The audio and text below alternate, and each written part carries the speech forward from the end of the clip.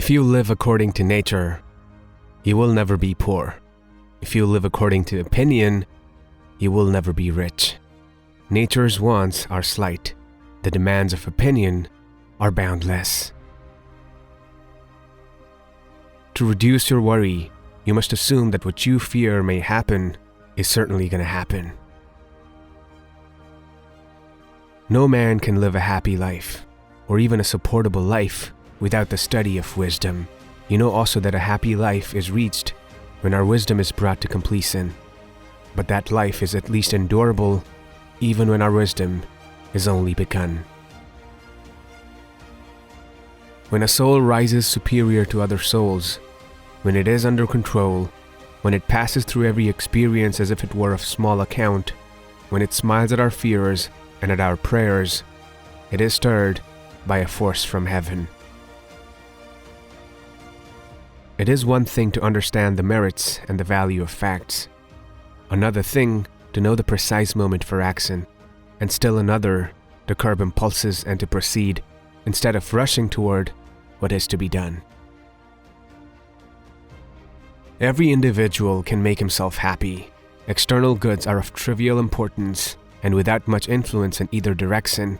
Prosperity does not elevate the sage, and adversity does not depress him. If virtue only stands her ground, she cannot be driven from the field. She must either conquer or be conquered. Every new beginning comes from some other beginning's end. He lives badly who does not know how to die well.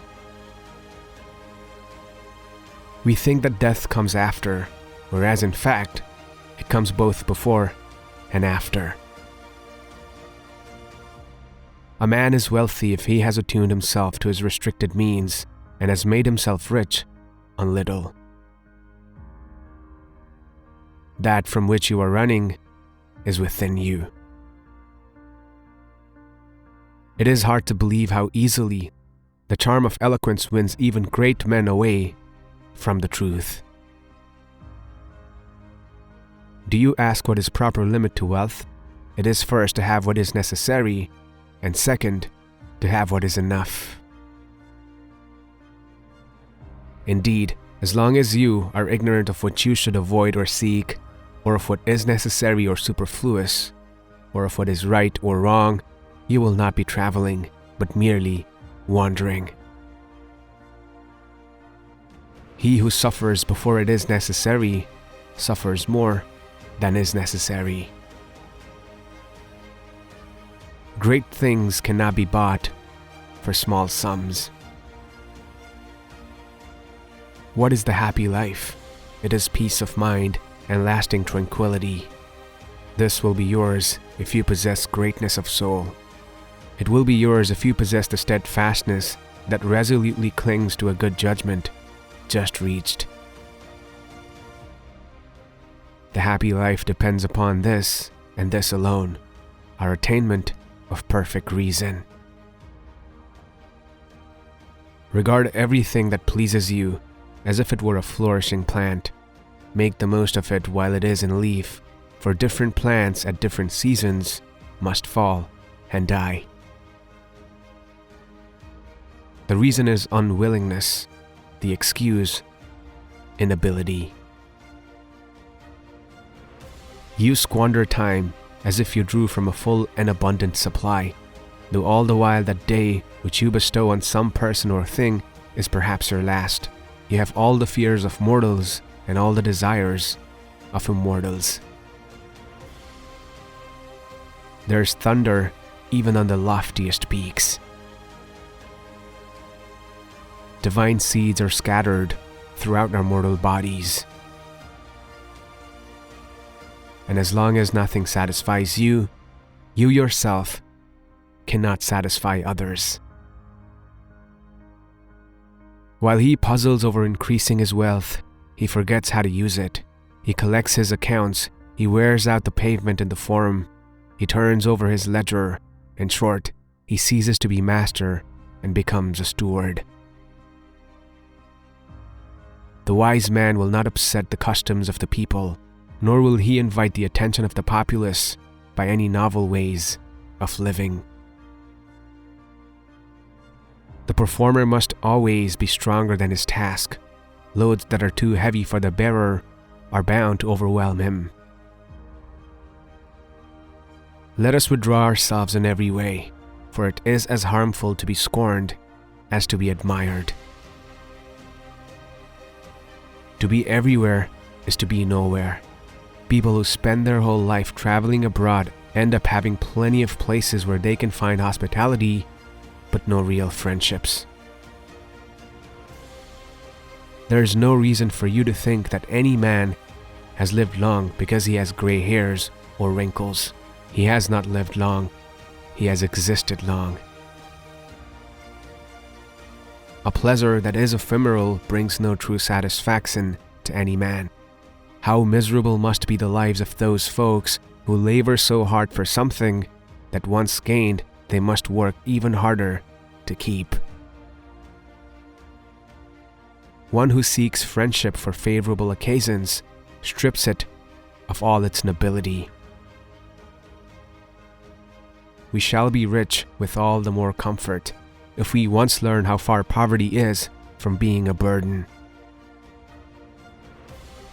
The point is not how long you live, but how nobly you live, and often this living nobly means that you cannot live long. There is no worse penalty for vice than the fact that it is dissatisfied with itself and all its fellows. Reading of many books is a distraction. What use is it to me to be able to divide a piece of land into equal areas if I'm unable to divide it with a brother? No one, I think, rates virtue higher or is more consecrated to virtue than he who has lost his reputation for being a good man in order to keep from losing the approval of his conscience. They are pleased to deceive themselves as if they deceived fate at the same time. Wisdom is the perfect good of the human mind. Philosophy is the love of wisdom and the endeavor to attain it. That man is happiest and is secure in his own possession of himself, who can await the morrow without apprehension. When a man has said, "I have lived," every morning he arises, he receives a bonus. A setback has often cleared the way for greater prosperity. Many things have fallen only to rise to more exalted heights. It's not that we have a short time to live, but that we waste a lot of it. Every king springs from a race of slaves, and every slave has had kings among his ancestors. Good men are mutually helpful, for each gives practice to others' virtues and thus maintains wisdom at its proper level. Each needs someone with whom he may make comparisons and investigations. No man can have a peaceful life who thinks too much about lengthening it, or believes that living through many consulships is a great blessing. Virtue depends partly upon training and partly upon practice. You must learn first, and then strengthen your learning by action. Pleasures, when they go beyond a certain limit, are but punishments.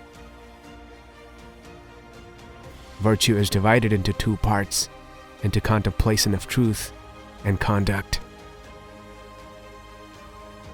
It doesn't matter how much wind is in your sails if you don't have a harbor.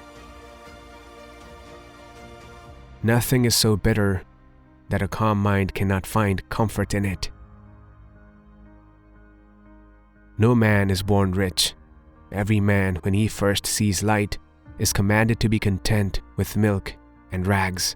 Such is our beginning, and yet kingdoms are all too small for us. It does not matter how many books you have, but how good the books are which you have. It is difficult to bring people to goodness with lessons, but it is easy to do so by example. To wish to be well is a part of becoming well. Nothing is more honorable than a grateful heart.